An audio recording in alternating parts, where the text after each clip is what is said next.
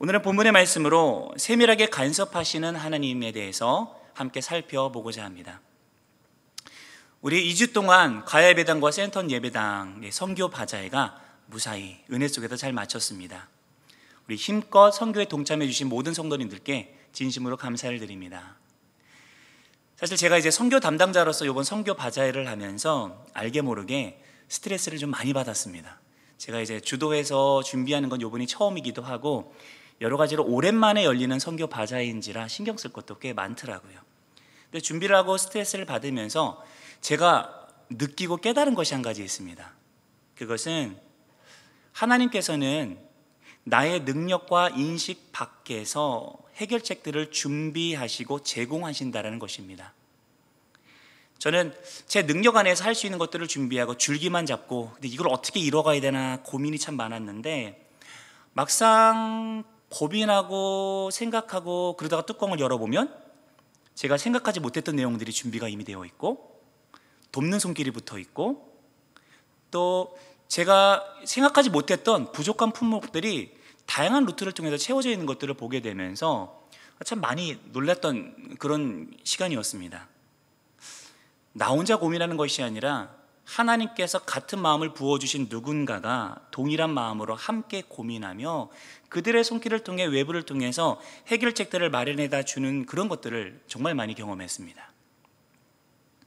그렇게 시작된 선교 바자회 후원이 제 예상을 넘어서 들어왔습니다. 저는 이제 물품들을 이렇게 보면서 대략 각이 나오지 않습니까? 이 정도면 최대치로 팔았을 때 이 정도 나오겠구나. 이보다 좀 더 나오면 그거야말로 은혜다라고 했는데 기대한 수익을 훨씬 넘어버렸죠. 이거는 제가 보면서 수익을 보면서 어떻게 이 금액이 나오지? 라고 갸우뚱할 정도로 이상한 금액이 나와버렸습니다. 가야 예배당과 센텀 예배당 합쳐서 1,900만 원이 넘는 금액이 이번에 후원이 되었거든요. 물품의 내용을 보면 도저히 이 금액이 나올 수가 없는데 나와버렸습니다. 하나님께서 행하신 거겠죠. 저만 감동인가요? 여러분이 애써서 이렇게 수익이 나와주셨는데 하나님께서는 나의 능력과 범위 안에서만이 아니라 그 밖에서 나의 인식의 밖에서도 세밀하게 일하고 도우신다는 것을 이번 선교 바자회를 통해서 여실히 느끼고 깨달았던 그런 은혜의 시간이었습니다. 제가 지나친 감수성으로 영적 감수성으로 오바하는 걸까요? 만약에 오바라고 할지라도 저는 이 오바하는 게 좋습니다. 왜냐하면 이를 통해서 하나님에 대한 기대가 한층 더 올라갔기 때문입니다. 저는 그렇게 확신하며 기대하며 살아가겠습니다. 여러분도 이왕이면 이렇게 같이 오바하면서 같이 하나님의 은혜를 기대하는 모습으로 신앙생활하는 것이 좋지 않으시겠어요? 반응을 보니까 저만 하는 것 같습니다. 오늘 본문의 사건을 통해서 아마도 모르드게가 이 사건의 말미에 저와 같은 깨달음을 얻지 않았을까 묵상을 해보았습니다. 오늘 말씀을 함께 살펴보면서 우리의 능력과 인식 밖에서 세밀히 간섭하시며 우리를 살피시는 그 하나님의 은혜를 확신하게 되시기를 간절히 소망합니다. 오늘 본문은 불면에 시달리는 왕의 이야기로 시작이 됩니다. 1절입니다. 그날 밤에 왕이 잠이 오지 아니하므로 명령하여 역대 일기를 가져다가 자기 앞에서 읽히더니, 여기서 그날 밤에 라고 기록이 되어 있는데 이 그날은 어떤 날일까요? 앞선 5장의 내용을 살펴보면 이날은 에스더가 유다 민족들을 구원하기 위해서 죽기를 각오하고 왕 앞에 나아갔던 날입니다. 또한 하만이 모르드게를 장대에 달아 죽이기로 작정하고 이를 준비하던 날이었죠. 이 날은 모든 유다인들과 모르드게에게 있어서 위기가 고조되고 있었던 그런 날이었습니다. 유다인에 대한 말살 정책은 이미 수립되었고 왕의 명령으로 온 나라에 공표가 되어 있던 상황이죠. 그리고 그 전에 하만이 모르드게부터 죽이기로 작정하고 계획을 준비하고 있었던 그런 상태였습니다. 이 하만의 계획은 실행될 가능성이 지극히 높았습니다. 이 날이 지나고 나면 10중 8구 모르드게는 하만의 모략처럼 장대에 매달려 비참한 죽임을 당하게 될 것이었습니다. 그런데 그렇게 위기가 고조되던 이날 밤에 모르드게가 알지 못할 이야기가 왕궁에서 전개되며 그의 구원을 준비합니다. 그날 밤에 왕이 잠에 들지 못하고 불면에 시달리는 사건이 있었습니다. 왕은 왜 그 밤에 잠에 들지 못하고 시달리고 있었을까요? 우리는 왕이 잠이 오지 아니하였다라는 이 표현에 한번 주목해 보도록 하겠습니다. 여기서 오지 아니함으로라는 이 단어는 이 나다드라고 하는 히브리어인데 이 단어의 원뜻은 이리저리 흔들다라는 뜻입니다. 그러므로 본문을 직역하면 왕의 잠이 흔들렸다가 됩니다. 여기서 흔든 주체는 명확하게 드러나지는 않습니다. 하지만 에스더서는 전체적으로 하나님에 대한 언급을 의도적으로 감추고 있거든요. 이런 에스더서의 특징을 생각해 본다면 여기서 잠을 흔든 감춰진 주체는 다름 아닌 하나님이시라는 사실을 우리는 쉽게 짐작해 볼 수 있습니다. 하나님께서 왕의 잠을 흔드셨고 그래서 그는 잠에 들 수 없었던 것이지요. 그러자 왕은 역대 일기를 가져다가 살펴보기 시작합니다. 왜 역대 일기였을까요? 이 역대 일기란 왕가의 중요한 일들을 기록한 책인데 왜 이 책을 하필 수많은 선택지 가운데에서 이 왕가의 중요한 일들을 기록한 이 역대 일기를 가져다 읽기 시작했을까요? 우리도 밤에 잠이 안 오면 여러분 주로 어떻게 하십니까? 네, 잠이 잘 올 만한 책들을 가져다가 읽곤 하시죠? 네, 부디 그 책이 성경이 아니기만을 바랍니다. 아마 왕도 그런 심정으로 그 다음에 잠이 오지 않으니까 이 책을 살펴보았던 것 같습니다. 우연히 일어난 일이라고도 볼 수 있겠지요. 일단은 우연이라고 생각하고 넘어가 보겠습니다. 그렇게 역대 일기를 살펴보다가 우연히 모르드게와 관련한 부분을 읽게 됩니다. 2절입니다. 그 속에 기록하기를 문을 지키던 왕의 두 넷이 빅다나와 데레스가 아하수에로 왕을 암살하려는 음모를 모르드게가 고발하였다 하였는지라. 에스더 2장에 소개되어 있는 것처럼 모르드게가 왕의 암살 사건을 발견하고 이를 고발하여 왕의 목숨을 구한 이 업적이 기록되어 있는 부분을 왕이 캐치하게 되어지죠. 여기서 그 속에 기록하기를 뭐뭐하였다 하는지라, 이 단어들을 주어와 본동사를 간추려서 직역해 보면 이렇게 기록이 됩니다. 그리고 기록한 것이 발견되어졌다. 기록된 것이 발견되어졌다가 이 문장을 충격한 내용입니다. 역시나 발견한 주체가 명시되어 있지 않고 수동형으로 발견된 결과만 부각되고 있는 문장이죠. 사실 이 문장은 주체가 되는 왕이나 측근 신하들을 능동태로 표현해서 전달하는 것이 더 명확한 뜻을 전달할 수 있는 문장입니다. 왕이 혹은 측근 신하들이 이러이러한 기록을 발견했다라고 말하는 것이 더 정확합니다. 하지만 이 문장이 의도적으로 수동형으로 바뀌어서 모호하게 표현되고 있습니다. 이렇게 표현한 것은 이 기록이 왕이나 측근에 의해 발견되기 이전에 그 배후에 하나님의 간섭이 있었음을 간접적으로 드러내기 위함입니다. 우연처럼 보이는 이 일이 사실상 하나님의 개입에 의해 이루어진 일이라는 것을 부각시키고 있는 것이죠. 모르드게의 목숨이 위협을 당하는 이날의 끄트머리에 그 다음 날이면 높은 확률로 모르드게가 장대에 매달려 죽게 될 바로 이 타이밍에 왕의 목숨을 구한 모르드게의 이 큰 공적이 왕 앞에 드러난 것입니다. 이 기록을 읽은 왕이 모르드게가 이 일로 어떤 보상을 받았는지를 바로 묻습니다. 3절 상반절입니다.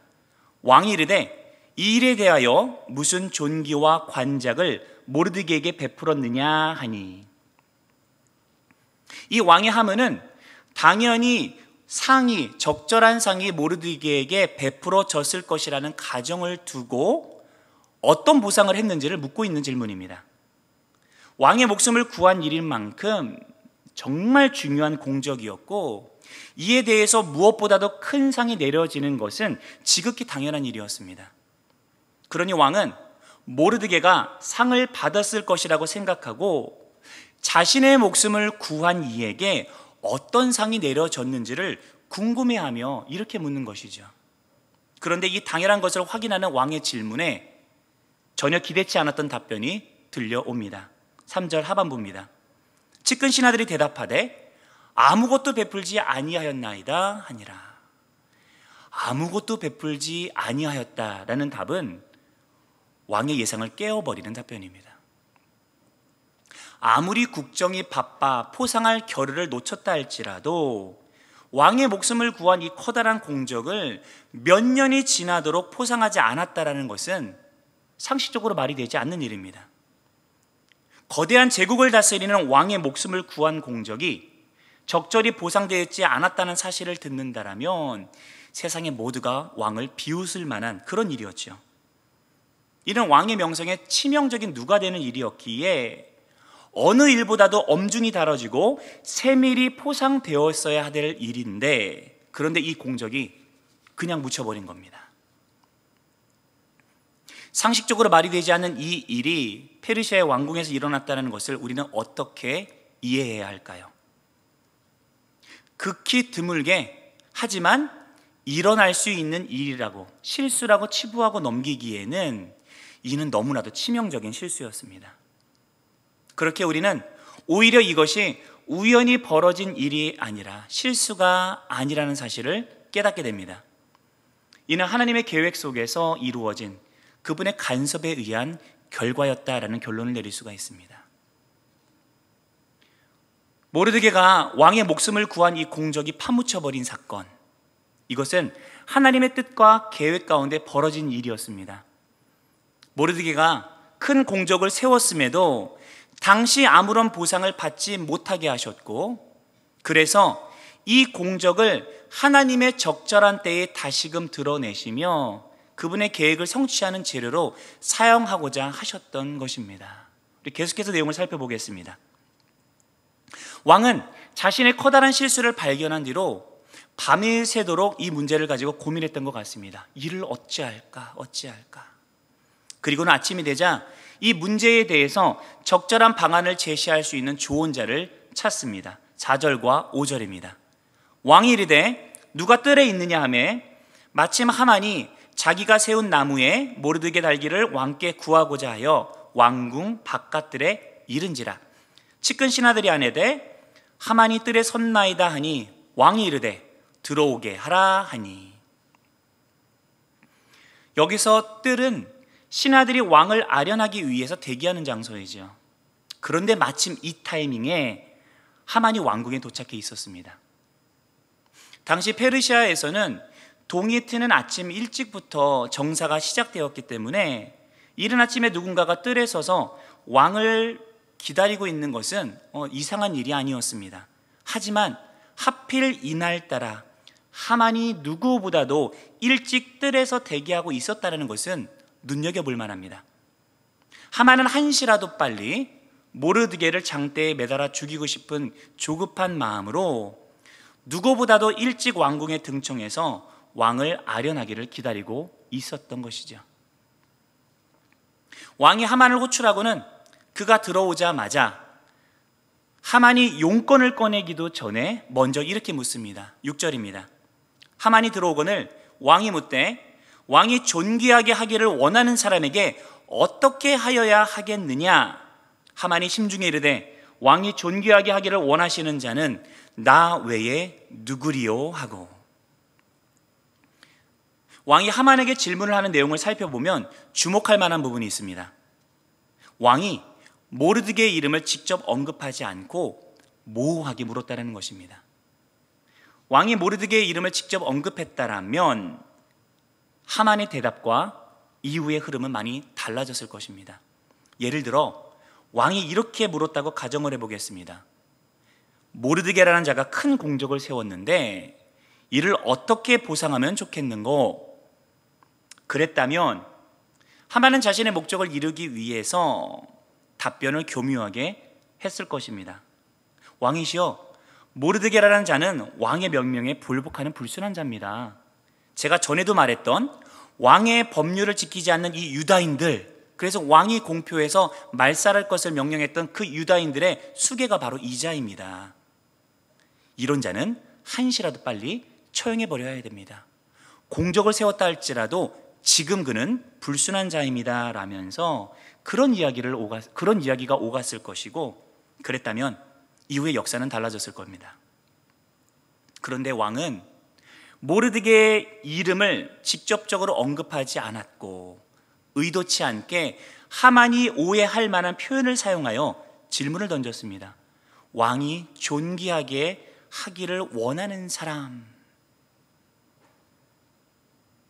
이에 하만은 왕이 존귀하게 하기를 원하는 사람이 바로 자신이다 라고 하는 착각을 하며 모르드게를 위해서 자신도 모르게 의도치 않게 가장 좋은 방안을 제시합니다. 그리고 왕은 하만이 조언한 대로 모르드게에게 보상할 것을 다른 사람이 아닌 하만에게 명령합니다. 10절입니다.